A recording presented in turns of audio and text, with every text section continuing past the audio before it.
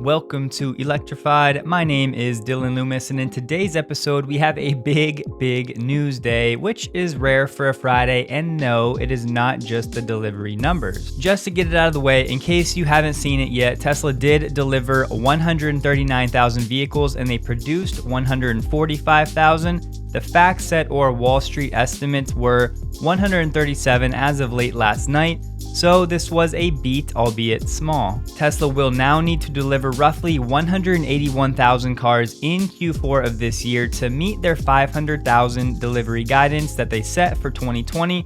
And keep in mind, they set that number before coronavirus and all of that. So for them to still have a chance to hit that after having factories shut down for weeks this year is a big deal and a very impressive feat. The financial metrics should be out here in the next few weeks. It should be on October 21st or October 28th, so we'll be on the lookout for that. I want to give a quick shout out to our newest patron supporter, Philippe. Thank you very much. I appreciate the support and all of the monetary support from all of our patrons. You guys are awesome. But with that, I want to get right into the news because honestly, there is so much to cover. So first and foremost, Tesla is increasing the cost of their Powerwall. This is a positive sign, and the reason is the demand is apparently through the solar roof. So of course, as you probably know, there are a lot of factors right now increasing the demand for home energy storage with the, blackouts in California and other places. Tesla has, of course, been prioritizing Powerwall installations with their solar panel and solar roof installations, which leads to increased demand. And with that increased demand, Tesla has been able to raise the price of their Powerwall by $500.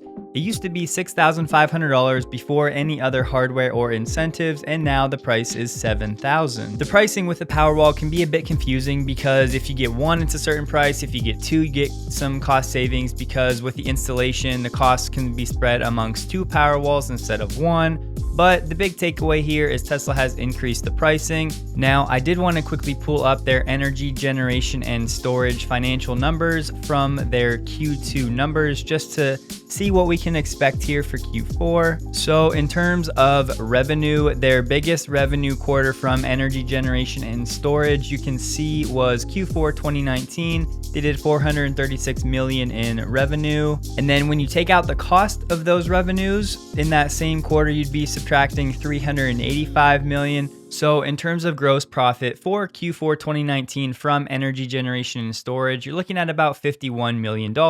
Obviously, this isn't massive, but we could expect significantly more than this in Q4 2020 if indeed the demand for Powerwalls has grown that much. Of course, a lot of the megawatt deployment is from the mega packs, but this cost increase for the Powerwall should certainly help the Q4 numbers. Second news item, Tesla is apparently in the midst of an acquisition of a German manufacturing company that has had some struggles with COVID.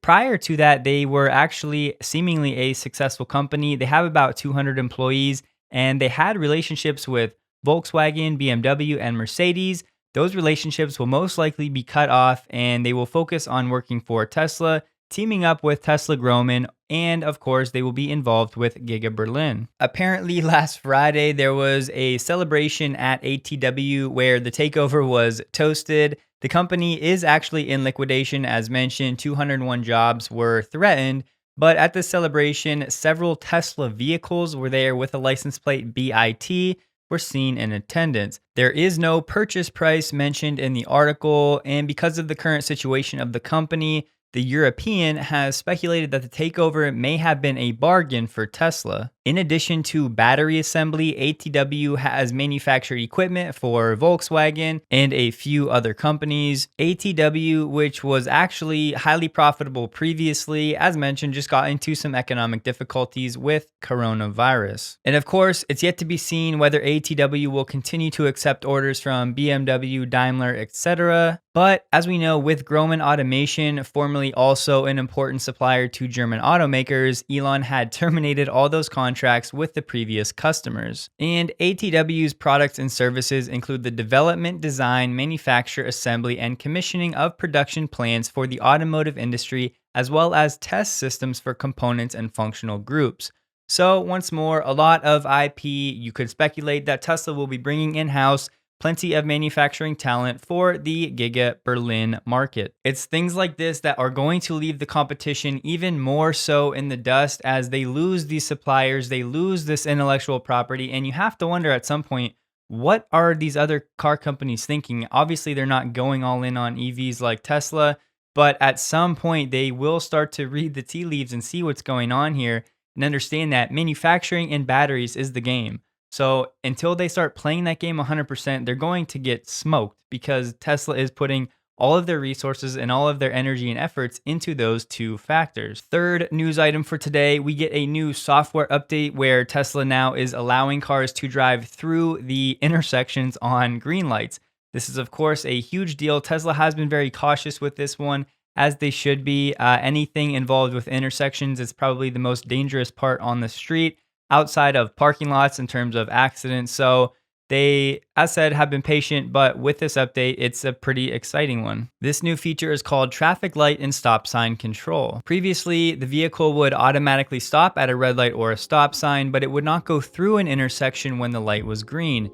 It required drivers to press the stalk or the accelerator as a confirmation for the vehicle to proceed. Back in June, Tesla started to enable cars to automatically drive through green lights if they were following another vehicle, also known as a lead car, while the light is green. But with his new software update 2020.40.1, Tesla started to remove the lead car requirement, but the automaker also notes that it might not work in all intersections. It says, as you approach a green traffic light, in some situations where there is a straight path through the intersection, the traffic light and stop sign control feature may no longer require explicit driver confirmation. If this occurs, the stop line in the driving visualization will turn green to indicate that the car will continue through an intersection. Confirmation is still required if your car is already stopped at the light when it turns green. However, Tesla does note that this update will not enable the car to turn at an intersection and it will only be used to go straight. A fourth and quick news item, I thought this was kind of a given, but it was confirmed that the Tesla Plaid Model S will use the new 4680 cells and the new cell to pack configuration. That is, of course, how they get these insane performance metrics. Now, while this vehicle will never be a mass market vehicle because it costs upwards of $150,000, which will always be a niche segment, it is still one of the smackdowns to the ICE industry in terms of performance. And when you look at the performance specs and you compare them with the very best supercars in the world, and then you look at the cost in terms of $150K for this EV and these performance numbers relative to, like I said, the very best ICE cars, it is literally a smackdown. And now we have the Roadster coming probably, hopefully at some point in the next 2 years. And the shift, as we know, is happening and the revolution is happening. And it's crazy still that so many people don't see it yet, but it's here. So I hope that you guys are enjoying watching all this unfold. I know I have. Maybe it's just because I was off for a few days at a wedding visiting my sister, and I'm excited to be back and get back to work. But even all that aside, this is just big news and it's very exciting times for Tesla. So thank you guys for watching. I will definitely be working on a lot over the weekend. Please like this video if you did. Consider subscribing for more Tesla content, and I look forward to seeing you in the next episode.